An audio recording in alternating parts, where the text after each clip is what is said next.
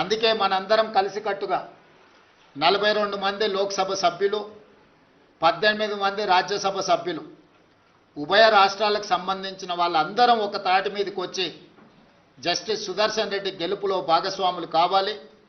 Justice Sudarshan రెడ్డిని గెలిపించవలసిన బాధ్యత మన అందరి మీద ఉన్నది. కాబట్టి చంద్రబాబు నాయుడు గారిని, చంద్రశేఖరరావు గారిని, వైఎస్ జగన్మోహన్ రెడ్డి గారిని, జనసేన అధ్యక్షుడు పవన్ కళ్యాణ్ గారిని, ఎంఐఎం పార్టీ అధ్యక్షుడు అసదుద్దీన్ ఓవైసీ గారిని, అదేవిధంగా ఉభయ కమ్యూనిస్టు పార్టీలు ఈ రాష్ట్రాల నుంచి ప్రాతినిధ్యం లేకపోయినా ఇతర రాష్ట్రాలలో కమ్యూనిస్టు ప్రాతినిధ్యం ఉన్నది కాబట్టి ఆయా పార్టీలను కూడా తెలుగు వాళ్ళుగా మన వాళ్ళు సంప్రదించి మద్దతు కూడగట్టి జస్టిస్ సుదర్శన్ రెడ్డి గారి గెలుపు కోసం పని చేయాలి.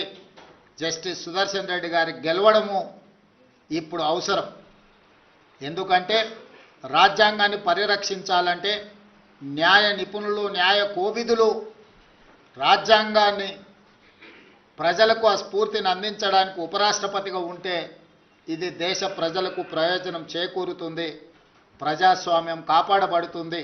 అందుకే ప్రజాస్వామ్యాన్ని పరిరక్షించడానికి రాజకీయాలకు అతీతంగా మనందరం ఏకమై జస్టిస్ సుదర్శన్ రెడ్డి గారిని గెలిపించాల్సిన అవసరం ఉంది.